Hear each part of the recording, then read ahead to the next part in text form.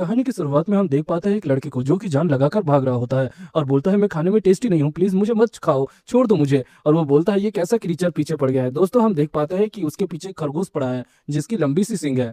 असल में ये लेवल 1 का रेबिट मॉन्स्टर होता है जिसे कोई बच्चा भी खत्म करके चला जा सकता है, लेकिन इसकी मस्ती तो देखो, भाग रहा है बेचारा, गलती से फिसल जाता है और उसके बाद रेबिट के ऊपर ही गिर जाता है, जिसके कारण रेबिट की फील्डिंग सेट हो जाती है।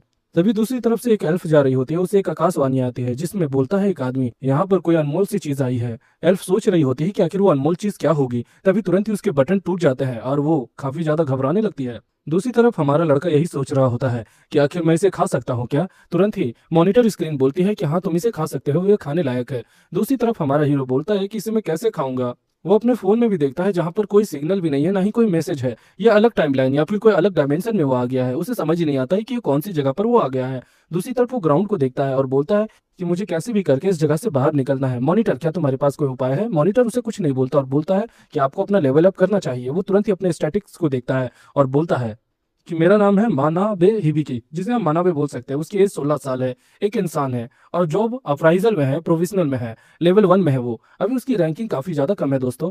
तुरंत ही मॉनिटर बोलती है कि आप अपने स्किल को भी इस्तेमाल कर सकते हैं। वो सोचता है स्किल यानी मेरे पास पावर है। वो तुरंत ही एक बेहतरीन सा पोज देता है जो कि जो रेफरेंस भी हो सकता है, लेकिन ऐसा कुछ भी नहीं होता, उसके पास अभी कोई स्किल नहीं है। वो सोचता है मैप का इस्तेमाल किया जाए, लेकिन गूगल मैप भी काम नहीं आ रहा होता है। वो जैसे तैसे करके अपनी नैया लेके चलने लगता है भैया। थोड़ा आगे चलने के बाद सोचता है थोड़ा सुस्ता लिया जाए। एक जगह पर सुस्ताने के बाद वो उठता है और बोलता है नींद अच्छी आई थी। तभी हम देखते हैं कि एक बड़ा सा क्रीचर उसके बगल में रहता है जो कि लार टपका रहा है, शायद उसे कच्चा ही चबा जाएगा। उसे समझ आ गया है कि उसकी फील्डिंग सेट होने वाली है। वो घबरा कर बोलता है कहीं मैं कोई इसेकाई में तो नहीं आ गया हूँ। उसका घबराना देखकर वो मॉन्स्टर भी घबराने लगता है। तभी उस पर एक हमला होता है और मॉन्स्टर की फील्डिंग सेट हो जाती है। हमें पता चलता है कि ये वही एल्फ गर्ल ने किया है जो कि उसे बचाने के लिए आई है शायद। वो एल्फ बोलती है क्या तुम ठीक हो, तुम्हें चोट तो नहीं लगी है ना। तुरंत ही वो बोलता है मैं ठीक हूँ। वो लड़की यानी वही एल्फ अपना नाम इमेलिया बताती है, जिसे हम इमेलिया बोलेंगे। तुरंत ही वो लड़का भी यानी हिबिकी अपना नाम हिबिकी बताता है, मानाबे हिबिकी। हिबिकी उसे अच्छे से देखने लगता है और बोलता है कि क्या तुम कॉस्प्ले करती हो। तभी इमेलिया बोलती है कि तुम ये क्या कह रहे हो, मुझे कुछ समझ ही नहीं आ रहा है। इमालिया बोलती है एनीवे तुम इस मेज ईटर ग्रासलैंड पे क्या कर रहे हो। हिबिकी बोलता है मेज ईटर ये क्या होता है। हिबिकी अच्छे से सोचता है कि आखिर ये कौन होगी, कितने एज की होगी। तभी स्टेटस स्क्रीन अपीयर होती है जिसमें उसका पूरा नाम है इमेलिया स्टेनबार्ट। उसकी एज है 56 साल। उसका रेस है फ्रे यानी एल्फ और उसके पास अच्छी खासी पावर लेवल है। ये एक फीमेल एल्फ है। जब वो उसकी एज पता करके देखता है तो वो 56 साल सुनकर चौंक जाता है और तुरंत ही वही एल्फ या इमेलिया उसे गले लगा लेती है, सीने से लगा लेती है और बोलती है कि तुम एक बच्चे होने के बाद भी समहाउ मैनेज कर गए जिंदा रहने के कारण, ये काफी अच्छी बात है। और वो उसे कस के टाइट पकड़ लेती है। तुरंत ही हिबिकी बोलता है मैं 16 साल का हूँ। ये बातें सुनने के बाद एल्फ हैरान हो जाती है और बोलती है तुम तो एक अडल्ट हो। तुरंत ही रात होने के बाद वो लोग खाना खाने के लिए खाना पकाना स्टार्ट करते हैं और उसके बाद हमारा हीरो हिबिकी समझाता है कि यहाँ पे 15 साल के बाद एक लड़के को अडल्ट माना जाता है। वो लोग खाते पीते हैं और हिबिकी बताता है कि मैं बहुत दूर से आया हूँ, मैं जापान में रहता था, लेकिन ये जगह काफी अलग है, मुझे मेरे घर की याद आ रही है।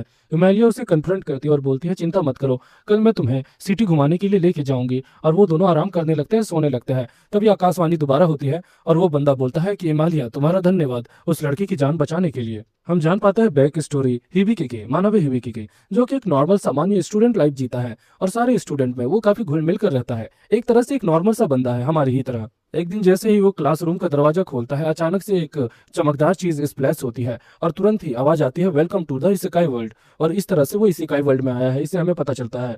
उसकी नींद खुल जाती है, वो सितारों को देखने लगता है और तुरंत ही स्टेटस स्क्रीन को खोलकर बोलता है कि अगर मैं दूसरी दुनिया में हूँ तो ये बिल्कुल एक इसेकाई की तरह है, तो मुझे इसमें पता करना होगा कि आखिर इसेकाई वर्ल्ड में चीजें कैसे काम करती है और मुझे कैसे यहाँ पर घुलना मिलना होगा। सुबह होती है और एल्फ बड़े मजेदार तरीके से अंगड़ाई ले रही होती है और उसके बाद वो उसी लड़के को देखती है यानी हिबिकी को, और उसके बाद बोलती है अरे इस लड़के को तो मैंने कल बचाया था।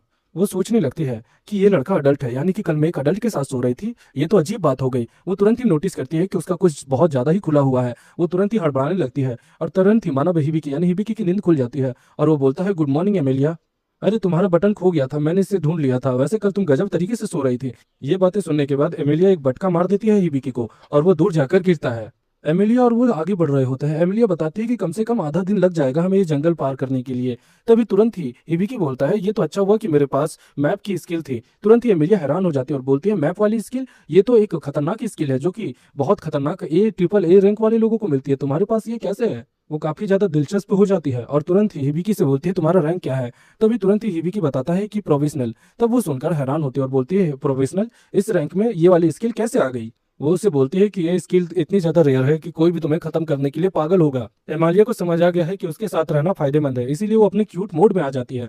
हमारा हीरो समझ जाता है कि दाल में कुछ तो काला है। हिबिकी तुरंत ही बोलता है कि हिमालय सान, क्या तुम्हारा कोई दोस्त है? ये बातें उसके दिल में चुभ जाती है हिमालय सान के। तभी हिबिकी बोलता है कि यहाँ पर एक मास्टर रैबिट लोकेट हुआ है। वो दोनों तुरंत ही उसकी हंटिंग करने के लिए निकल जाते हैं। हिमालय सान और हिबिकी तुरंत ही वहां पर जाता है। हिमालय सान बताते हैं कि देखो, ये रैबिट कोई काम का नहीं है, लेकिन इसके ऊपर का जो क्रिस्टल है वो काफी वैल्यूबल है, तो हम इसे बेचकर पैसा कमा सकते हैं। वो तुरंत ही अपना तीर कमान तैयार कर लेती है और तुरंत ही एक खतरनाक हमला करती है, लेकिन वो रैबिट उसे डॉज कर लेता है। हिबिकी बोलता है, अगली बार मैं चारा बना था तब वो रैबिट मेरे पीछे पड़ा था, इस बार भी हम ऐसा ही करते हैं। हम देखते हैं हिबिकी चारा बन जाता है, रैबिट उसकी फील्डिंग सेट करने आता है, लेकिन हिमालय सान उसकी ही फील्डिंग सेट कर देती है। रैबिट का खेल खत्म हो जाता है। एमेलिया सान वो क्रिस्टल निकालती है और खुश होकर बोलती है, हम दोनों ने फाइनली ये कर दिखाया। हम तुरंत ही गॉड को देख पाते हैं जो आकाशवाणी कर रहा होता है। वो बोलता है, हिबिकी ये तो बस शुरुआत है, अभी देखता हूँ कि आगे तुम क्या क्या कारनामे करते हो। दूसरी तरफ हम सिटी में देख पाते हैं जहाँ पर स्टाफ मेंबर बोलती है, अगर आपको जॉब चाहिए तो काफी क्वेस्ट पड़े हुए हैं। तभी एक लड़की बोलती है, मेरे पास पहले से एक क्वेस्ट है, लेकिन मुझे बस जानना है कि वो चीज मुझे कहाँ पर मिलेगी। और इसी के साथ दोस्तों हमारा एपिसोड 1 खत्म होता है। मिलते हैं नेक्स्ट एपिसोड में।